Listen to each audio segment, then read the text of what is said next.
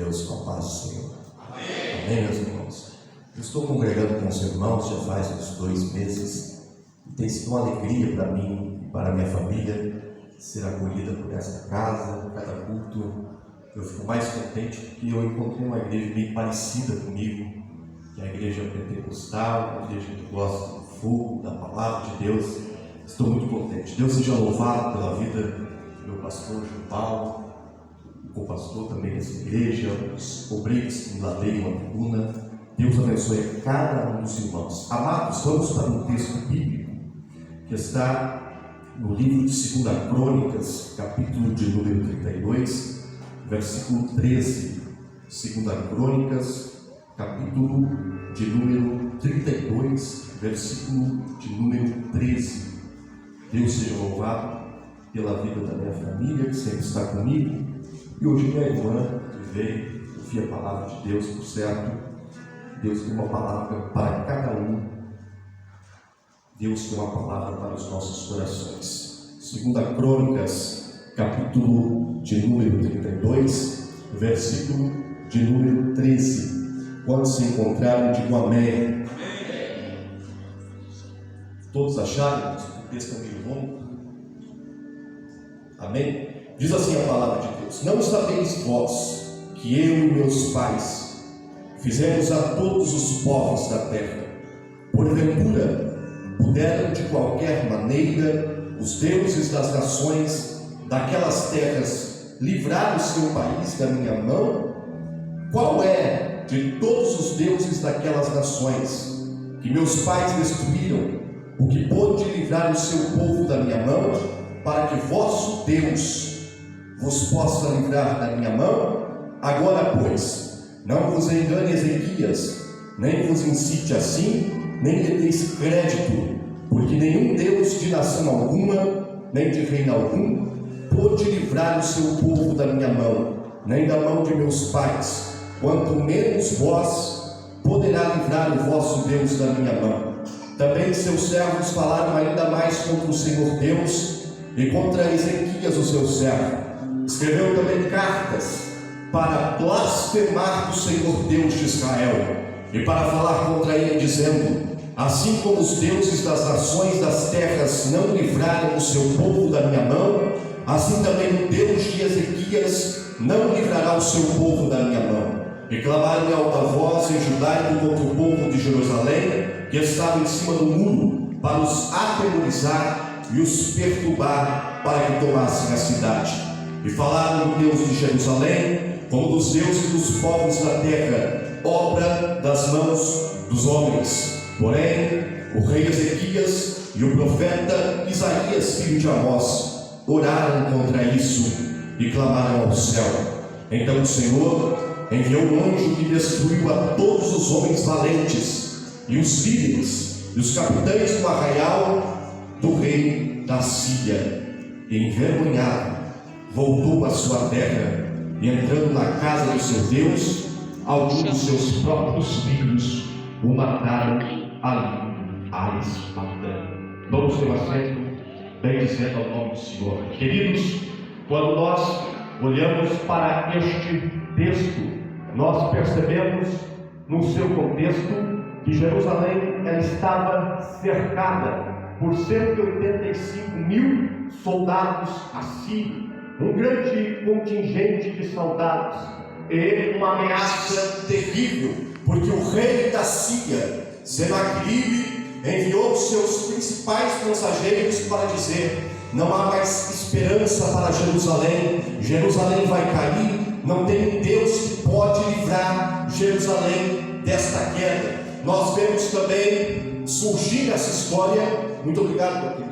Nós também vemos surgir esse enredo o rei Ezequias. O rei Ezequias, um homem temente a Deus, que viu a sua cidade prestes a ser entregue na mão do principal rei e da principal potência da época. E vemos um profeta que aparece aqui, de forma que me surge desse texto 3 coisas maravilhosas. E eu quero pregar sobre esse tema: o rei caído, o rei caótico e o profeta que vê. Por que o rei caído? Quando eu falo do rei caído, estou falando de Ezequias, porque Ezequias é um homem tremendo na Bíblia. Depois de Davi, diz a Bíblia Sagrada que nenhum homem buscou tanto a Deus como buscou Ezequias, porque nos dias de Davi, não precisou Davi ser um reformador, porque o seu antecessor, o profeta Samuel, já havia feito uma reforma extraordinária em Israel.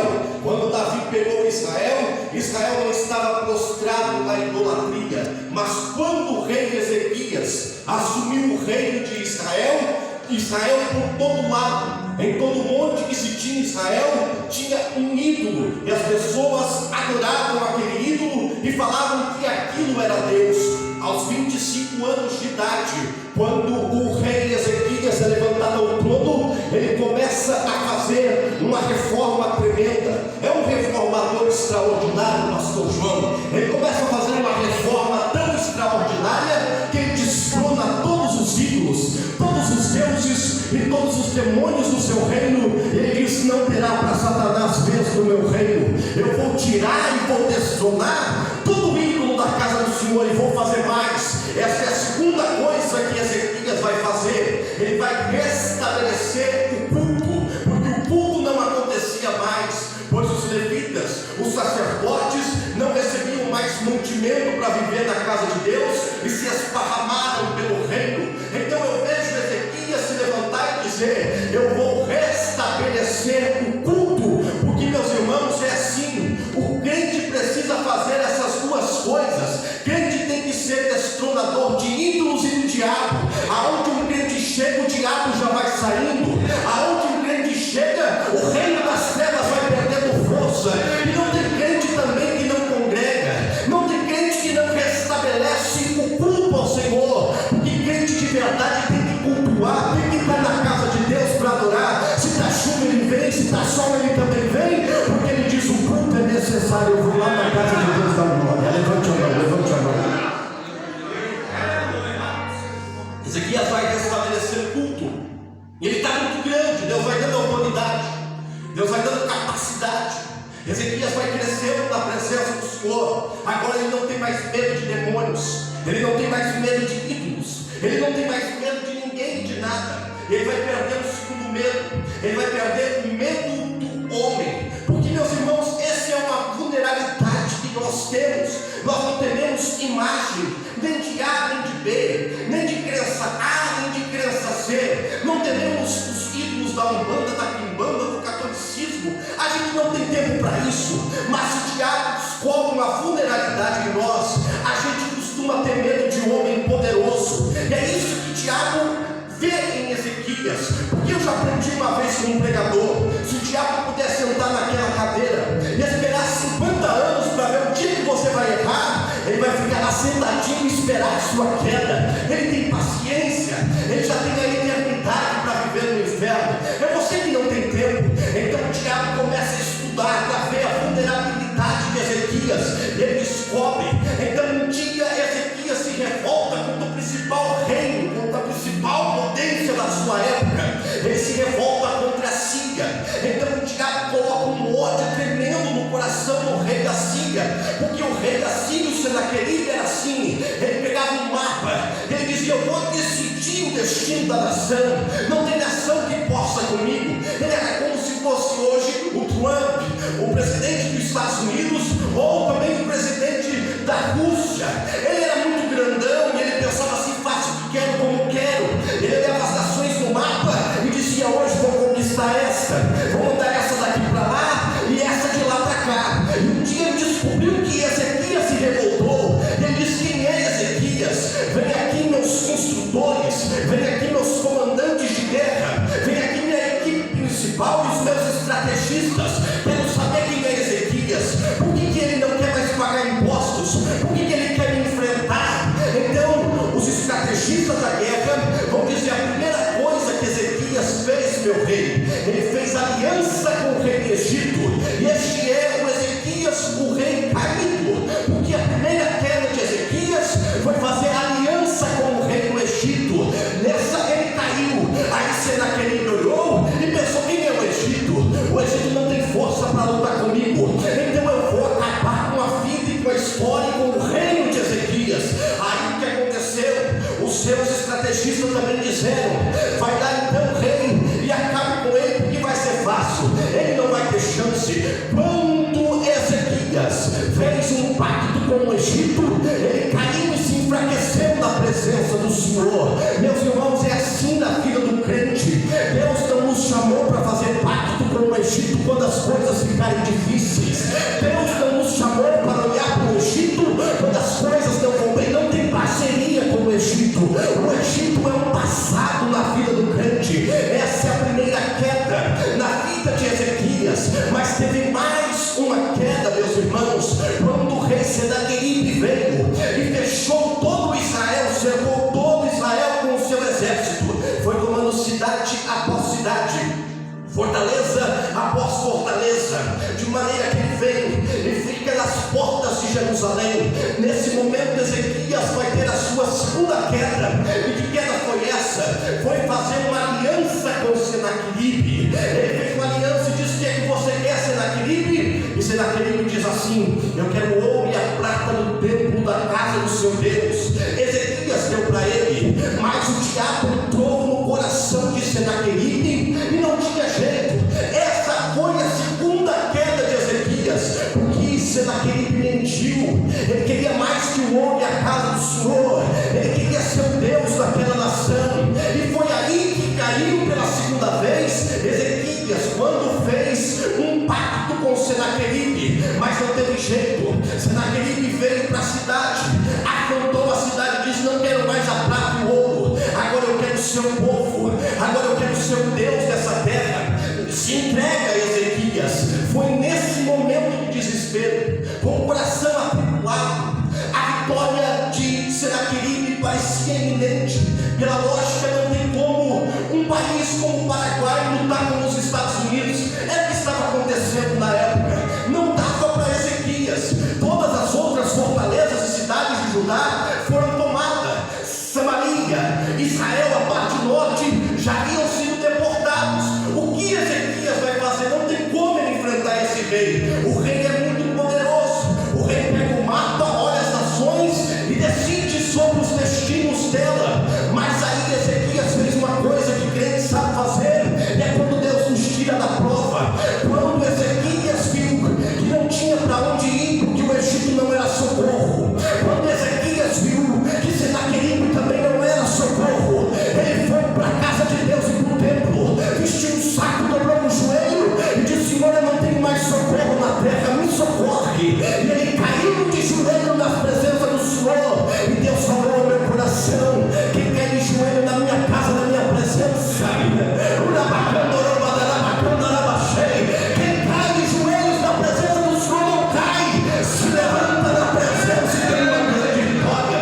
Se as coisas estão difíceis, se ajoelha e cai na presença do Senhor e diz: o homem não pode me dar o socorro, não tem poderosos para me socorrer, Senhor, agora sofre com o Senhor, só tem Deus por mim. É nesse momento que o salmista vai escrever: Deus é nosso refúgio e fortaleza, socorro bem presente na hora da angústia. Ainda que a terra se mova, ainda que os montes brilham para o meio dos mares, Deus é socorro presente. Se está difícil, dobre os joelhos e caia de joelhos na presença do Senhor, porque Ele vai te erguer. Se o homem te cercou, se a acusação bateu na sua casa, se não tem mais socorro para você, na onde você vai procurar ajuda, a porta bate na sua cara. Coloque o joelho na presença. Hoje é um dia para você fazer isso. Levante a mão quem precisa do milagre. Só você que não tem mais auxílio. Olhe comigo por um minuto e diga: Deus, eu já busquei socorro em tantos lugares, ninguém me ajudou, as portas estão fechadas. Olhe por um minuto e diga: Deus, eis aqui a minha alma. Entra com socorro, entra com socorro, entra com resposta.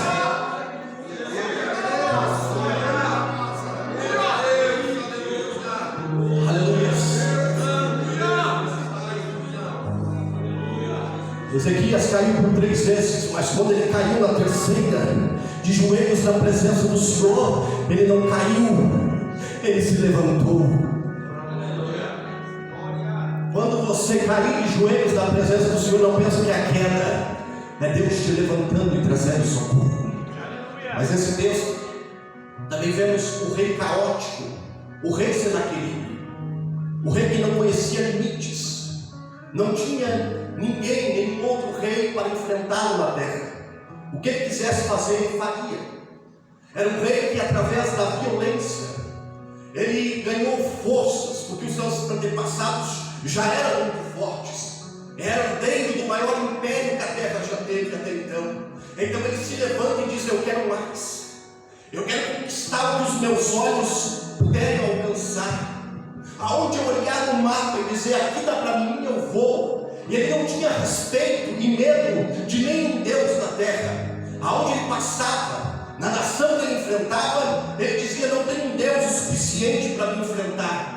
Não tem Deus na terra nem fora da terra. Poderoso, meus irmãos. Eu ainda escutei ontem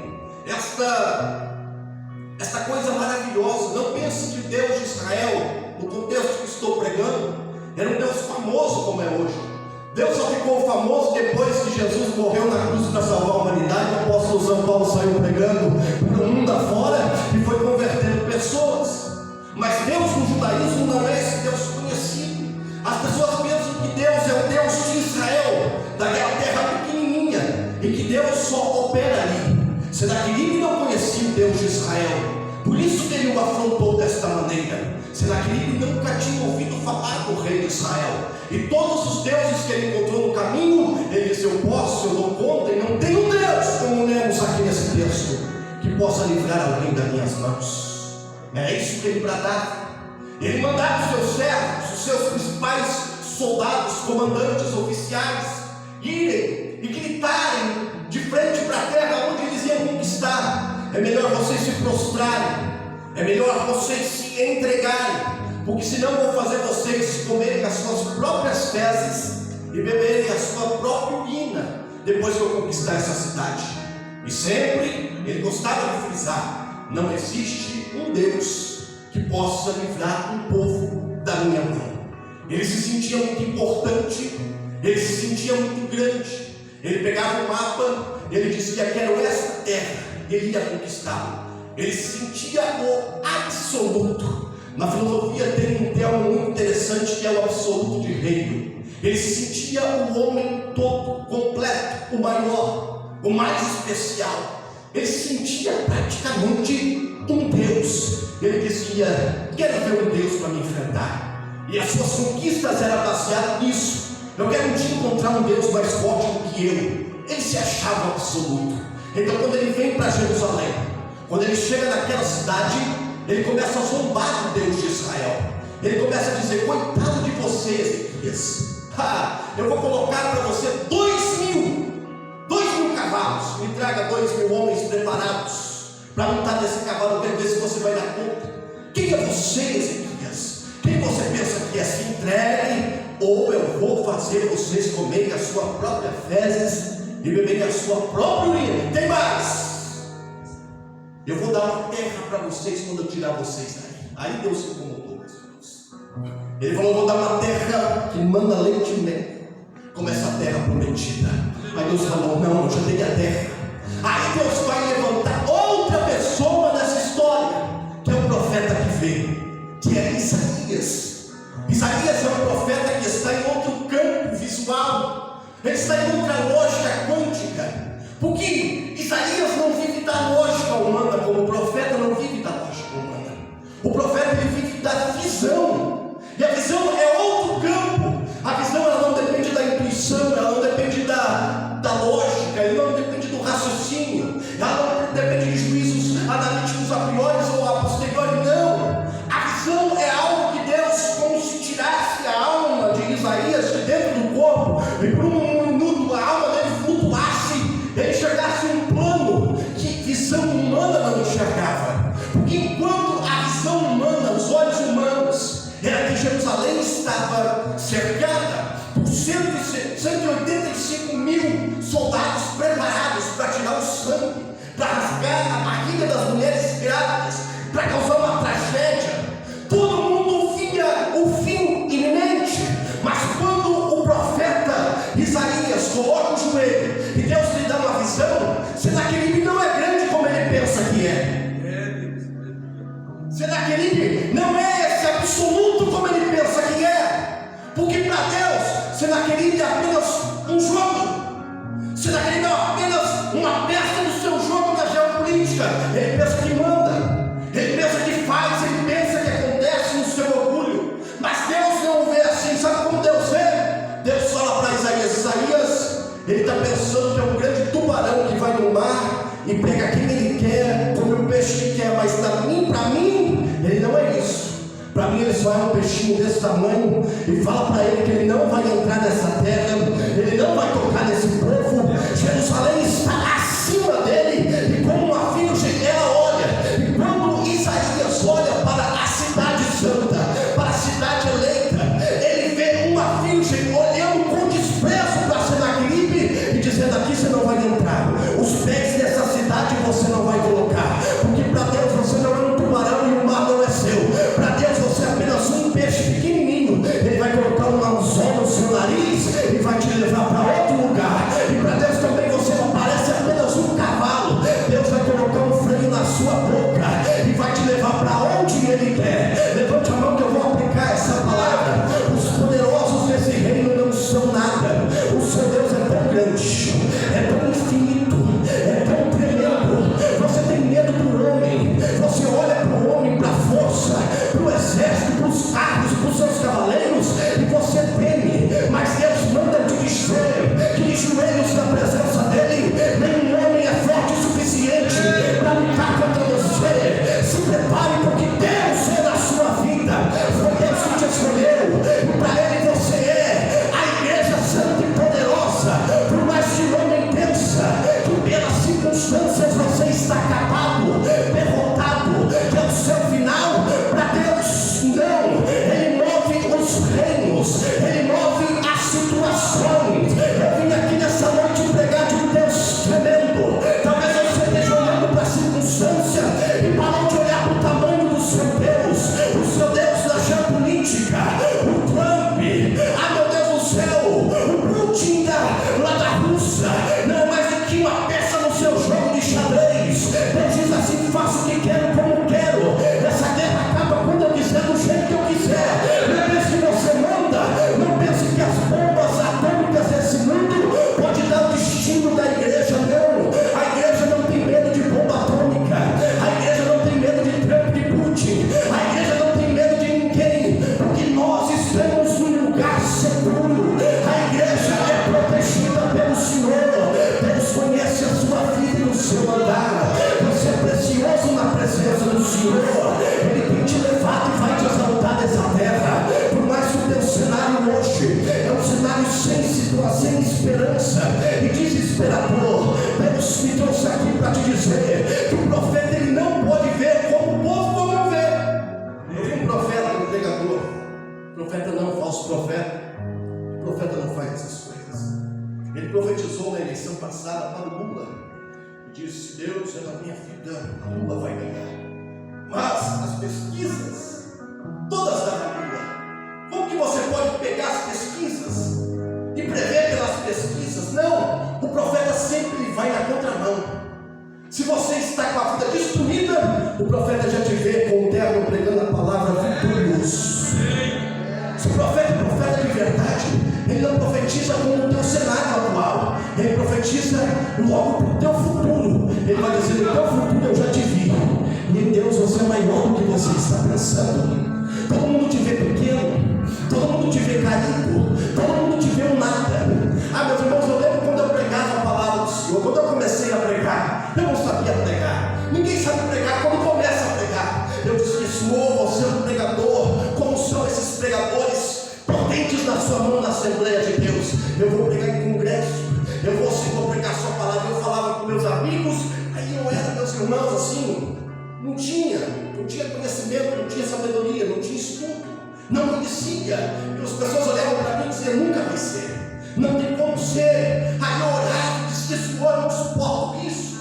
Todo lugar que eu vou, os pastores me desprezam. Os presbíteros, eu era tão novinho, irmão, tinha uns 17 anos, eu 18 anos que eu prego a palavra. Os presbíteros me olhavam assim de cima para baixo. E eu gritava muito mais do que eu grito hoje. Aí eu dizia: Senhor, eles não me aceitam, eu sou tão limitado, tão incapacitado. Mas você vai longe, o teu ministério vai ser grande, a tua vida vai ser poderosa nas mãos de Deus. Aí dizia Deus, mas eu não posso, porque o profeta já via o meu futuro lá na frente. Talvez você está com a tua vida sentimental destruída. Como profeta de Deus, se eu for profetizar na sua vida, é impossível eu ver a sua vida destruída, porque o profeta já vê a bênção que Deus preparou para você lá na frente. Não tem como o profeta ver você sendo rebaixado na tua empresa, porque isso é só uma pessoa comum ver quando o patrão não gosta de você. Mas quando o profeta vê, meus irmãos, pelos olhos da fé, ele só consegue ver coisa grande, ele só consegue ver o amanhã. E Deus me trouxe aqui como profeta nessa noite. Se tem alguém que crê, levante a sua mão, que eu vou profetizar e parar uma palavra profética para a sua vida. A sua vida vai ser mais grande, os teus projetos vai ser maiores. Talvez pelas provas, pelas circunstâncias, você foi parando de sonhar, você foi se auto-limitando, você começou a colocar limites. E quando você lembra daquele profeta que falou uma coisa tão grande para a sua vida, você diz, não é possível, Deus, já passou-se o tempo, quem sou eu? Eu continuo pequeno, eu continuo falho, mas Deus diz que nenhuma palavra daquele falou para a sua vida vai cair por terra. Se Deus falou um dia, está falado. Volte a sonhar, volte a acreditar, porque Deus que te falou é maior do que Senaqueribe. O Deus que te falou é maior que Trump, é maior que Putin. O Deus que te falou é maior do que tudo e todos. Ele trouxe esse profeta aqui nessa noite para te dizer, volte a sonhar, porque o que eu te prometi não caiu por terra, porque eu não tenho cemitério de promessa.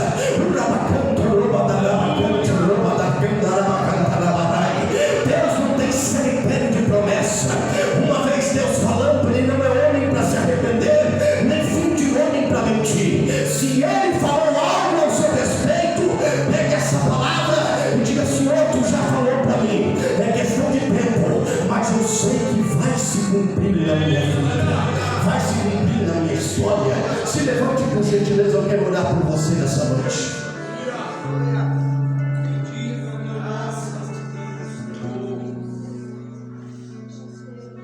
Deus quer te dar nessa noite visão de profeta.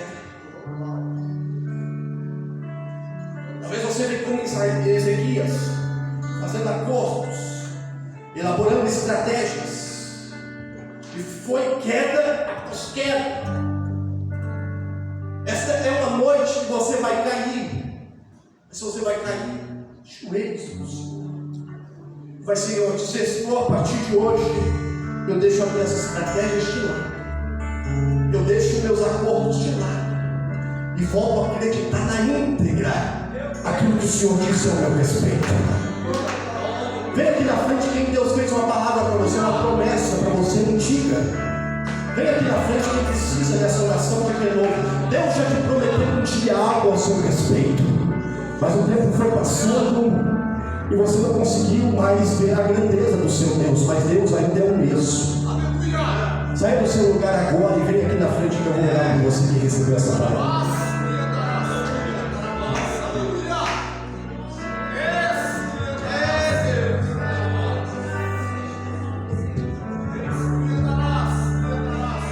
Venha, tem mais gente pra mim, venha.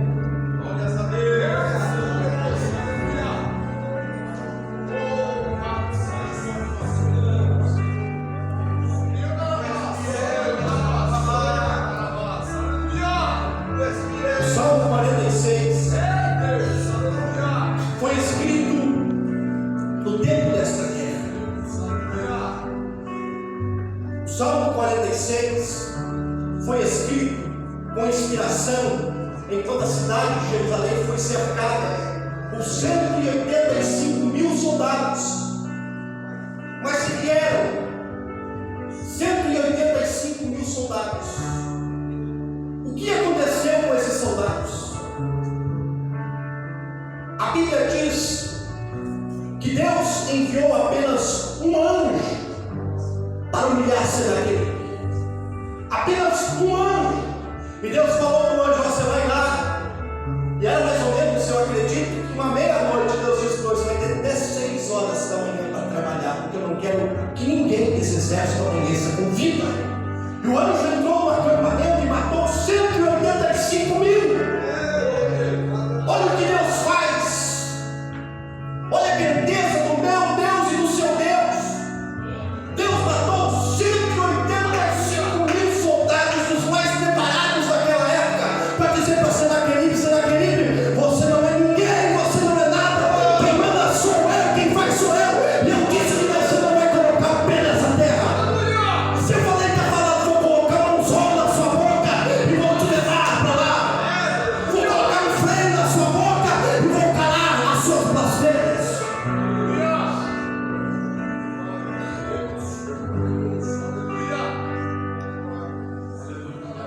Trabalho, tocou o Antônio, trabalho, camantinho, que leva a casa. Talvez alguém olhe a sua situação hoje, até debocha do seu Deus e diz: cadê esse Deus?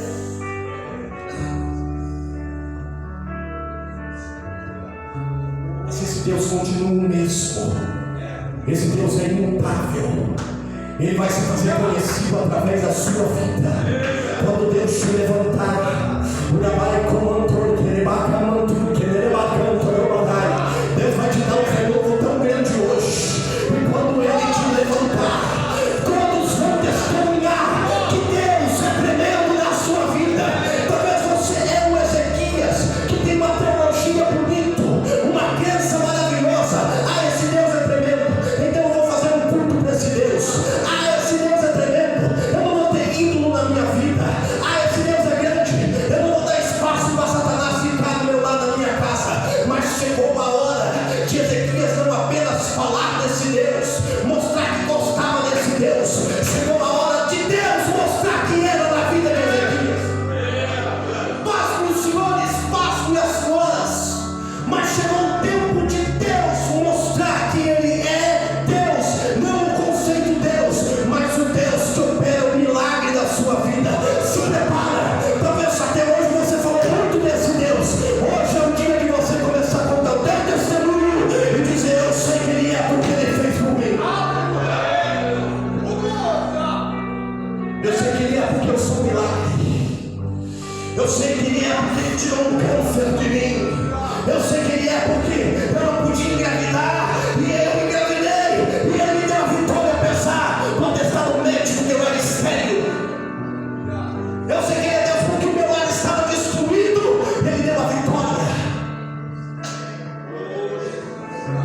Eu sei que Ele é porque eu não pregava, mas Ele me fez pregador. Eu sei que Ele é porque eu não louvava, mas Ele me fez cantor. Eu sei que Ele é porque eu não dizimava, Ele me fez dizimista, me deu um emprego maravilhoso. Eu sei que Ele é porque meu filho estava nas drogas, Ele tirou meu filho de lá e colocou meu filho no altar para pregar a palavra. Você não será um crente que falará de Deus, você será um crente que terá testemunho para contar sobre esse Deus. E esse é o dia, essa é a hora. Eu vou orar por você, ó Pai. O Senhor me trouxe aqui para falar que o Senhor é grande. O Senhor me trouxe aqui para mostrar que Senaqueribe não é ninguém. O Senhor me trouxe aqui para falar para essa igreja, ó Pai, que os poderosos dessa terra não são nada, não podem nada, mas o Senhor pode. O Senhor é, o Senhor faz. Se o que eu preguei nessa noite é verdade, ó Deus, se tem alguém nessa igreja já desacreditado nas suas promessas, se o que eu preguei nessa noite é verdade, encontre esse crente agora e enche com a sua presença agora, enche com a sua presença agora, enche com a sua presença agora. Se Deus é na tua vida, você sentirá um abraço do Espírito agora. Sinta o renovo, sinta o seu refrigério na alma, porque Deus é teu refúgio, fortaleza, socorro presente na hora da angústia. Creia naquilo que Ele te falou, creia naquilo que Ele disse, porque nenhuma palavra voltou atrás. Pai, eu quero ouvir testemunhos a respeito desta noite. Vai ter crente dizendo: eu tinha uma teologia de Deus, eu conheci o Deus da escola dominical, eu conheci o Deus da pregação do domingo. Agora eu não conheço mais esse Deus apenas, eu conheço o Deus que fez, eu conheço o Deus que se mostrou poderoso na minha vida.